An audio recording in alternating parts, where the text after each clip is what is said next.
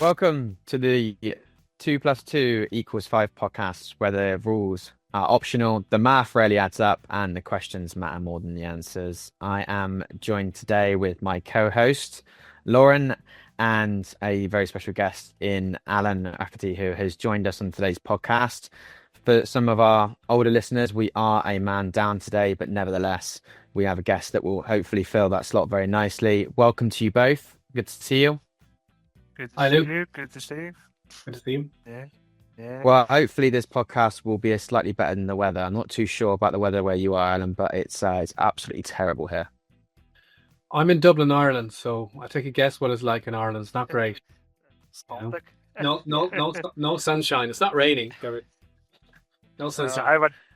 I went to put my heating on there, and the boiler blew up, so I've got no heating at the minute, and the boiler man coming. Okay. Slightly better than you, Lawrence. Slightly better situation. The blankets are out. Yeah, blankets and 10 layers. So, let's skip the inversion. Tell us a little bit about who are you without the job titles and achievements. Tell us a little bit about yourself. Yeah, Alan Raftery. I'm living in Dublin, Ireland. As I said, I've been working in services, I suppose, for the last 20 odd years. So I'm, as you can see from my hair, it's a little bit grey. So I've been around a while. Started out in banking years ago. Did a finance degree or business degree and ended up in banking. Didn't really like it that much. So like the tech side of it though. So I started moving into the tech side of it, moved into fintech for a number of years. And then had a chance meeting with somebody in around 2018 and to move. I was looking to get out of the finance kind of side of things and moved into the Workday world, and I've been in that ever since. Yeah, I noticed in 2019 you'd done like a technologist degree or in Dublin. Was that like a conversion over from a previous course you'd done, or what was that all about? I was actually involved in a working group around encouraging young people into tech, into the financial techniques, because we live in Dublin, or I live in Dublin, and we've got LinkedIn, Google, Microsoft, we've got all the big tech players, and I was in the funds industry, and we were trying to encourage people in. So we're actually looking into courses to get in and work with third level students and tell them about this 20,000 person industry that was out there, and people were making a very good living from it and getting there was a lot of global banks, or are a lot of global banks in Dublin. So it was a real good industry, but wasn't probably widely known or marketed outside of the finance people in Ireland. So we're trying to bring that to the masses, I suppose. And I looked into this course to see what it was about, and I actually ended up doing it myself. So it was a master's in leadership, innovation, and technology. And I suppose I was working in KNOS at the time, a lot of it was relevant, and I was able to bring ideas back into my day job as well. A lot of it was around being a leader, emotional intelligence and empathy and things like that. So, but it was also the technology spin and things. So we did a lot of work around. It wasn't an engineering degree, our master's as such. It was more about the business side of it, of technology. And I ended up doing a research. It was a research thesis on partnerships and how use partnerships to grow businesses. That's currently where I am at now, is probably leveraging partnerships to grow my current business. Nice. Do you feel that the learnings from that are helping you in your current setup, what you're trying to achieve now? Somewhat. I think overall my experience to date of working in technology companies over the years, I've always tended to work in smaller and more independent technology companies. So it's been, I suppose I've been called a jack of all trades, master of none, because I'm able to do sales, I'm able to do marketing, I'm able to do delivery. These are important facets. The areas I'm not able to do are the technical roles. So I fill kind of all the other roles within the technology companies. From the thesis, it was a 30,000 word thesis, which is half a book. So not something you pick up every day. But I've had brought some of those learnings in, and it's title your podcast 2 + 2 = 5. Definitely the synergies I have from even when I've gone out. We've set up Nimbly about 6 months ago, and talking to other people in the work. I'm in the Workday ecosystem, so in the Workday ecosystem or related to the Workday ecosystem, being able to make connections or reconnect with some people that I worked with previously to see how we can work together going forward. Because as a small company, we won't have all the roles or have all the people to fill the roles that maybe we're working with our customers. So I reach out to my connections or people I've worked with in the past to see will they be able to come in and support support me or support the customer in delivering whatever project we have to deliver. Nice. Just taking it back a little bit, obviously, with what you mentioned, kind of starting banking and then technology. I mean, from your side, was that always something that drove you? Was it something that you saw and then kind of latched onto? How did that come around? From the technology perspective, we're moving from banking to technology, is it? Moving from banking to technology, because obviously they're some worlds apart, right? Well, I think I've always had an aptitude for finding a better way of doing things. So when I was in a kind of an operational role in banking, and we're bringing on new systems, and I always had an interest in getting involved with that, becoming a business analyst or looking at what we were doing if we were implementing a new system, getting involved, learning it, trying to be the SME in that system. And then, that was quite a large bank, so it was a very operational role, and I wanted to become more involved in the technology. So I moved to a fintech, which was a company that made fund administration software. So then I became more of the business analyst type role, full time, working with customers, providing solutions to them, and working on the roadmap to provide whatever functionality requirements that they would need to run their business. Some of these were global banks, so they had high demands. So it wasn't just about the technology, it was also about the customer service and being the account manager and being that partner that would help them in the foreseeable future. So that kind of came about, and that was the area where I felt it was strongest. So I stuck with that over the years and never went back to operational roles. Nice. Do you want to go ahead with another question, Luke? I mean, I'm quite interested in terms of kind of like, I guess, where you started to where you're at now. Obviously, you moved, as you just covered there, from banking to tech. You've obviously done some studies around technology and exploring areas there. I mean, there's a massive gap in between, right? And I'm sure there's plenty, like you said, there's plenty of time to cover in that area. But I mean, what's the one difference that you would say that you've noticed from, where you were when you were studying technology and going through your, I believe you said masters there, to now? What's the kind of differences that you've seen in technology and the evolution, without just saying AI, obviously?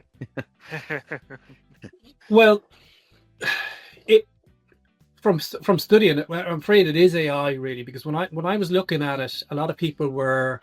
I picked partnerships because it was slightly different. There was a lot of people. There was about 20 in my class, and they were all looking at. One guy looked at quantum computing.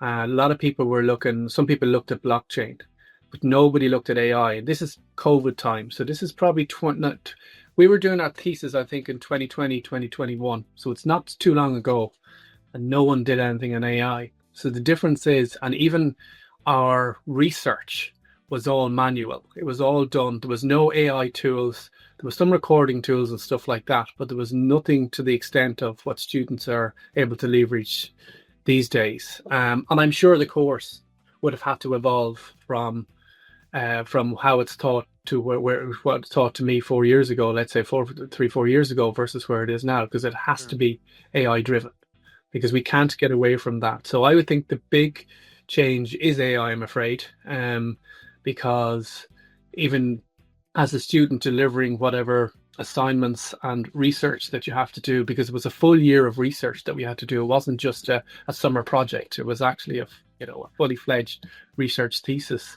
And no one was looking at how AI was going to impact the industry. And we had some thought leaders that were either delivering the course or involved in the course, because you had to have, I think, 5 to 10 years experience. So there were kind of top tier people around the course, and nobody was looking at it. So it's kind of only crept up in the last couple of years. Yeah. It's crazy to see how much has come in, isn't it?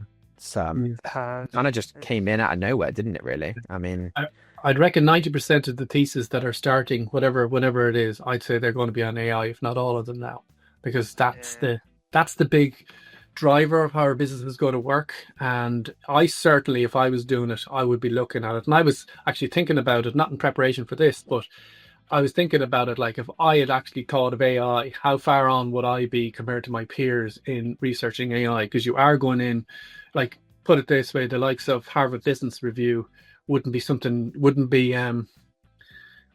high enough rated journal to read. So it had to be top tier educational journals that you had to read and reference in your thesis. So, and there was some articles around AI, but they just weren't. It wasn't think that we could foresee that was coming into the business world so fast. I suppose it's just kind of come upon us in the last year or two, really. yeah.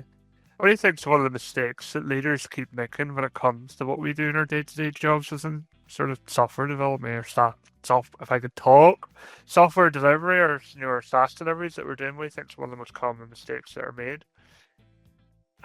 Well, in my current role at the moment, I help leaders find solutions for gaps in their operating model. So, and I was at Workday Rising a couple of weeks ago, and I had about stacked with meetings over the two or 3 days. But some people, and I just noted it, were kind of going, well, we need to use AI. So what have you got that we can use AI with? Which I think is the totally wrong way of looking at AI. AI shouldn't define your use case. It should be you shouldn't really be implementing AI with a proper use case. And when we build applications for our customers, and you always have a thought around AI, and I know this podcast shouldn't be about AI, so I presume we can move off that. But just it is an area where don't use AI unless you have to use AI or need to use AI, and don't just put it in there for the sake of putting it in there. So I think that's one of the mistakes that I'm seeing. It's not so much it's not so much that it has happened, but it's yes, AI could possibly be on your roadmap, but don't define your roadmap around AI. So I think that's one area. I think like we've built an application at the moment that uses AI, so we can tick that box. It's around document compliance management, where you can scan your Workday tenant and go off and find out how many retention rules that are needed for your location and staff, and then you can purge those. So it's great. It's a great little tool for employee document compliance. But we're using AI there because it's the right thing to do. But we didn't just stick in AI for the sake of it. But I do think a lot of people will have FOMO. Leaders have FOMO, going, "Oh, I've been talking to people and they're using it." So they want to be seen as lagging behind their competitors. So my advice would be to look at the use cases, look at the problems that you're trying to solve, and use AI where appropriate, but don't try to force it into the solution. that's the counterbalance, though, isn't it? When something pops up so quickly and it grows so exponentially, I always, probably not correct, but use AI as a bit of a buzzword, right? We go to these conferences and events, and everyone's always saying, "What are you doing with AI? How are you using AI?" And I don't think some people and maybe businesses out there today have actually asked the question, "How does AI fit into the business?" Yeah, Sure, you can even say, it's. Yeah, I'd agree, Luke. I think that you got to define what you want to do first and foremost, and then find the solutions to get you on that path, rather than just pick whatever is popular and then try to force that into your solution. That's not the right way of looking at things. 100%. I mean, I'd like a Ferrari to drive to the shops in. I mean, it probably wouldn't fit my financial budget, but one day we'll see. Yeah. It's one of those things that it's a great resource, a great tool to have, but there are ways it has to be done properly, because obviously it's not bulletproof, so it's not at the minute. It still can make mistakes, and obviously that can have financial consequences for certain organizations if given out false information. Yeah, I'd agree. I was making an infographic the other day using a fairly recent tool that's been launched on the market, and there was spelling mistakes that I couldn't correct in it. Like, it was just spelling words wrong. It looked pretty cool. I was able to create it in a couple of seconds by a prompt that I stole from LinkedIn. Saw somebody posting about it, tried it on my own stuff, put in a blurb, a couple of paragraphs, created a really cool infographic that would have been worthy of a post on LinkedIn if it was all correct. But it was 95% there, but it wasn't good enough for me to post on LinkedIn. Yeah, so obviously you're set up recently. You're obviously trying to build apps and deploy apps into your customer base.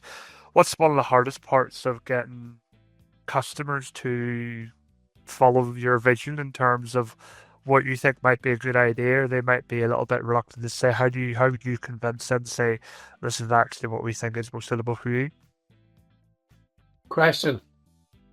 I think you have to establish credibility and trust with your customers. So I've been doing this for quite a long time. I've come up against all types of customers, I suppose, at this stage. And some people can have a particular mindset, but then they're bringing us in as experts in our field as well. So there has to be an element of trust in what we think we can deliver as well. And sometimes you can go down to proven with a proof of concept or something like that in order to prove out the solution or the vision that needs to be there. So I think it's about working with the customer, understanding what their requirements are, and where they want to get to. And if they see that our vision, even though it might be slightly different, looks like a path that they could follow, then I'll work with them along the way. Try to keep that communication open. When you're taking on some of the apps that we're doing, something quite complex, the project plan that you planned out at the very beginning when you knew very little. When you get into the weeds and the detail, it may be, there might be some different outcomes there, or time delays or something more complex than you initially thought. Then you've got to work with the customer and go, we thought we were able to do it your way, but we have this other way that we've dealt with, let's say, for another customer. So why don't we go about it this way? So in what we do, a lot of the time we're building custom applications. So, you might have a 1 or 2 pager for a statement of work, and then you get into the details of the discovery and design where you find out the real problem and challenges, and then you're working with people who actually are close to the operating issues or challenges that you're dealing with, and that's when you find out where you need to go. So you kind of have to, the best laid plans don't always work out, so we just work with the customers, earn that trust, credibility, and try to deliver. And sometimes it's our solution that might come in at the 11th hour, and sometimes it might go according to the plan. It just, it's about that constant communication all the time, and making sure you just don't land them with something at the end that they knew nothing about. Then that's where the problems will start, because they might have signed off on what you're doing. Yeah, it's a good one, because I remember working with you in the past on a proof of concept for a product idea, and there is a lot of challenges there. Like, it's cool to sort of see a proof of concept come to life, but there's so much more to it than just, okay, we know it works, but there's a lot more to it than that. That's right, yeah. Yeah, that's right. I know what you're talking about there, yeah. The good old days. Yeah, that was interesting times during COVID, where I got brainstorms whenever I'm out surfing for some strange reason. That's But right. I don't even know if you were part of it then back then, but I knew you were drafted in at one point to take over the kind of services side of it. But yeah, coming away, I suppose, from your professional career and sort of more a little bit into your personal life, what's one personal habit that secretly fuels your own success? I think personal habit, I think around relationship building.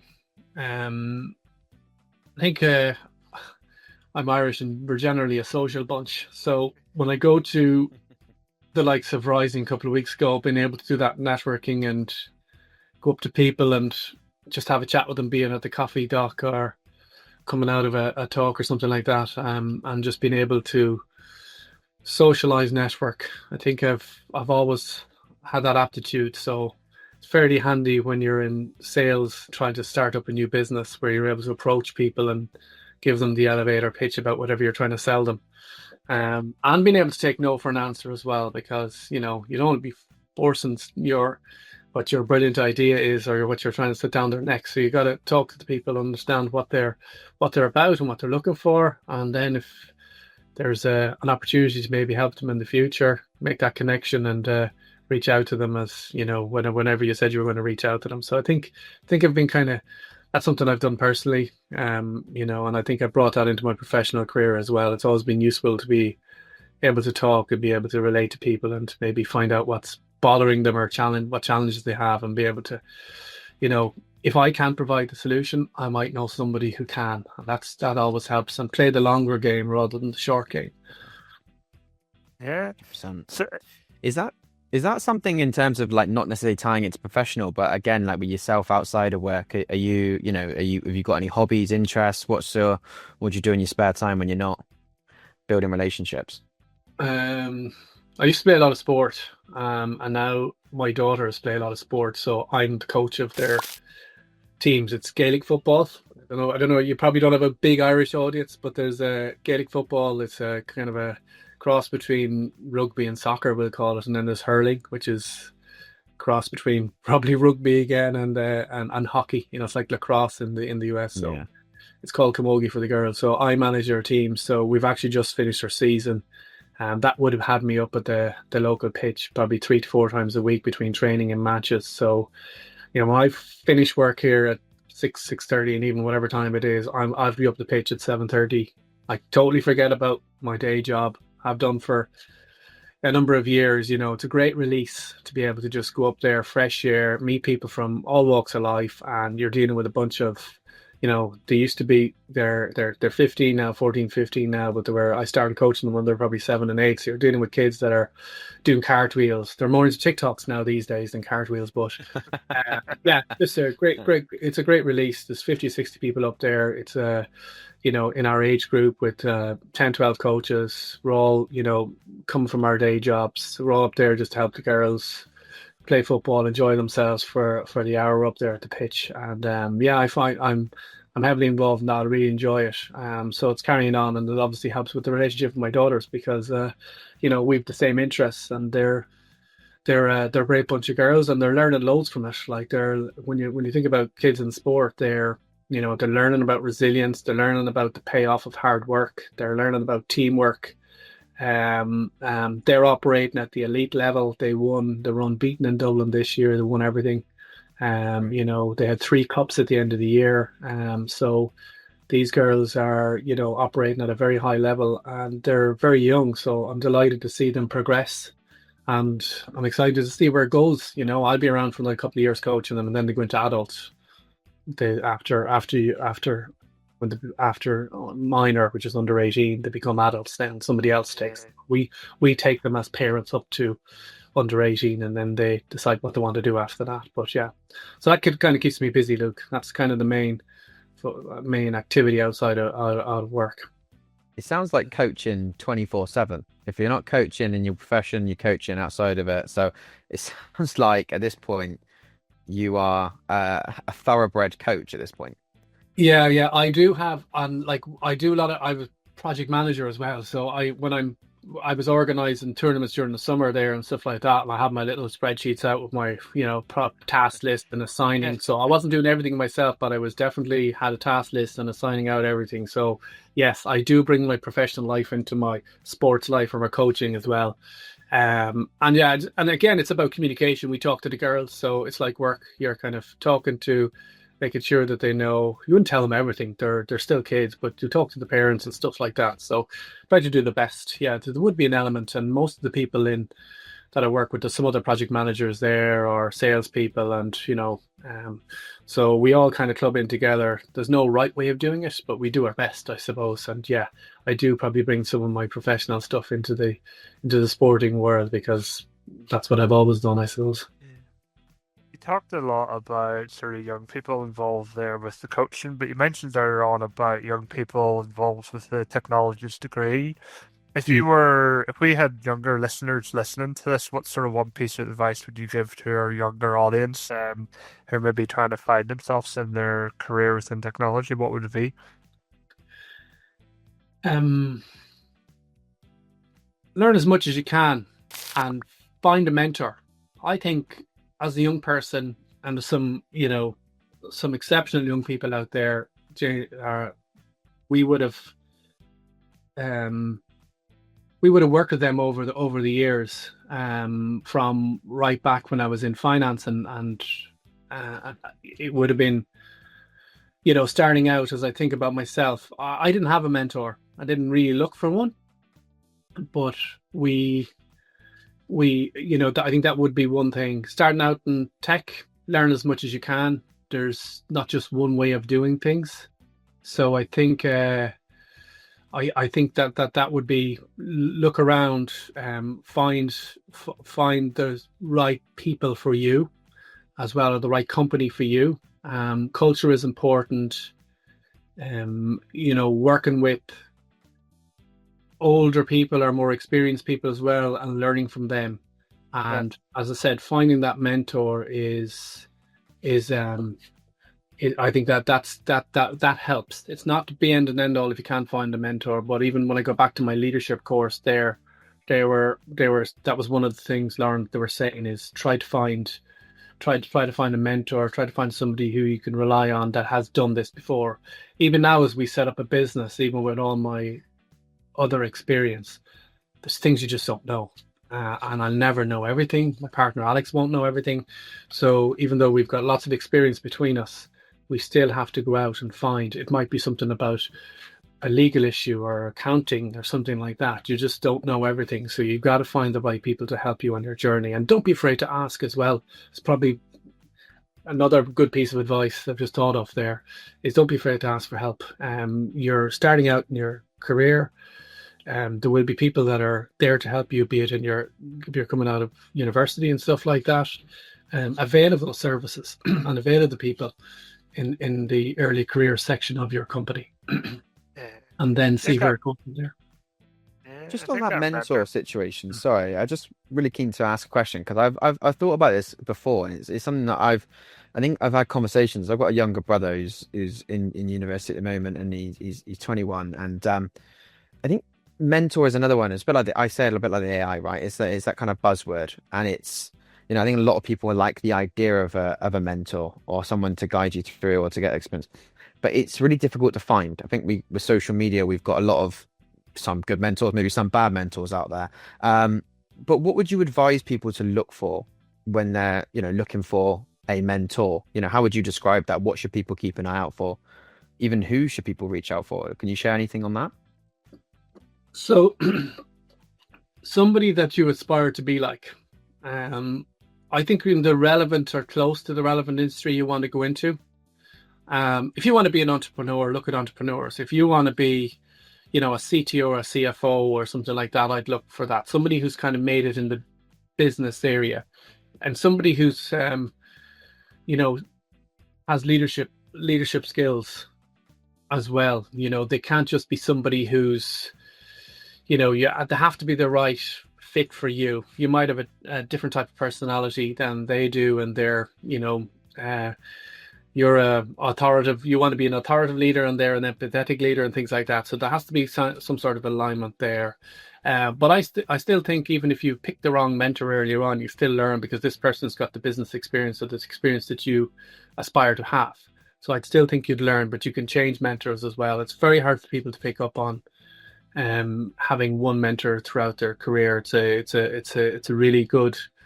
I think it's really good if you can find that person, but not necessarily if you don't find it. I wouldn't be too worried about it.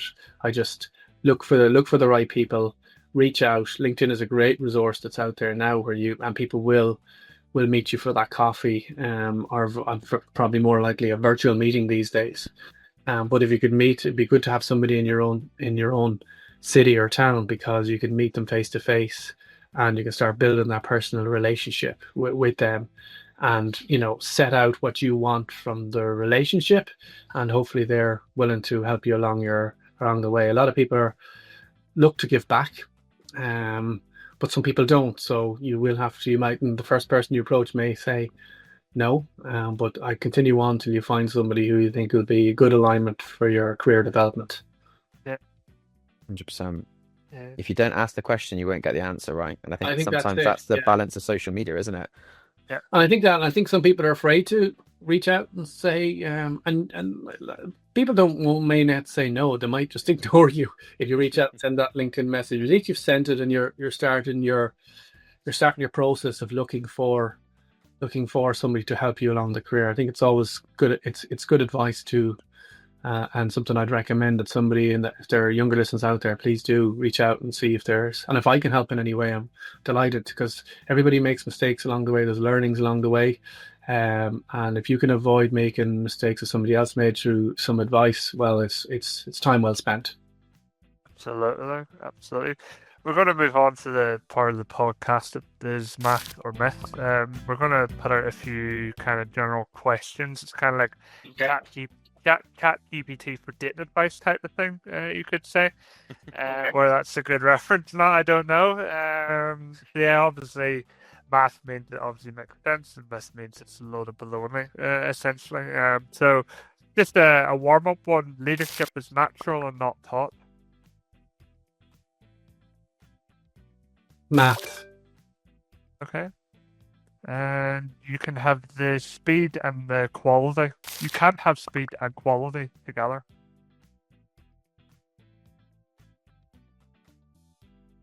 Myth.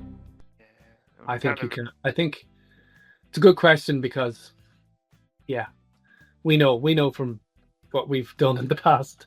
Yeah. It's hard to, speed doesn't, if you go too fast, the quality may not work out. But yeah, I think yes, you can have both.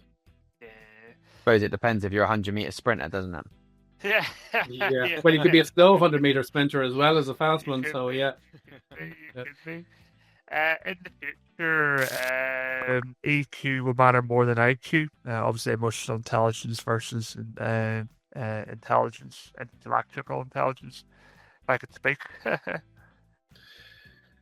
EQ, key for leaders. Yeah, key. Need that emotional intelligence, empathy. It's very important. I think that matters. That's math. Yeah, I think having somebody that understands your situation, can read the room as such. I think that type of leadership more people tend to follow those type of leaders than just pure intelligence, because you can bring the team with you along the way, rather than just kind of being a top-down leader. Yeah. What about we're not becoming smarter, just better at searching? How do I answer that? I think we're better at searching. Is that a myth? I think, yeah. I think it's too much. Sorry. No? Is it a math or a myth to you? Just repeat it again so I have it right. Yeah, so we are not becoming smarter, we're just becoming better at searching. Is that a math or a myth to you? That's math. If I'm right to explain that I think there's information overload out there. We're going to depend on artificial intelligence to help us along our way. Some of the core skills that some of probably the older people would have grown up with are probably been lost now. So a lot of stuff is going to be automated and forgotten, which is probably a good thing as well. So it's to be determined. But yeah, I'd say we're better at searching. That's the thing. What about competence is more important than competence? Myth. I need to be competent. You can be the most confident person in the room, but you don't know what you're doing. You can sell a dream, but you won't be able to deliver upon it. Fair. And what about the last one? People fear change, not failure. Well, I think their fear is, if they fear change, I think it's going to fail. Some people do like status quo. In our world, we deal with that all day, as in we're trying to change something to deliver a better solution. Some teams take to that. I would say people do. I think they're kind of they're complementary, I suppose. The way I'd look at it, if you fear change, you're thinking it's going to fail. You're not fearing change because it's going to make your life easier. Yeah. Well, I could sit and talk to you all day, Alan. It's always a pleasure to have the conversation with you. I'd like to take the opportunity to thank you for coming on this week's edition of the podcast, and thank you to my fellow co-host as well, Luke. But yeah, thank you all for tuning in. If you enjoyed this, we'll see you again in 2 weeks. If you didn't enjoy this, we'll still be here doing the math that doesn't add up. Thanks, Lauren. Thanks, Liz. Really enjoyed the conversation. Great. Thanks, Alan. Bye bye.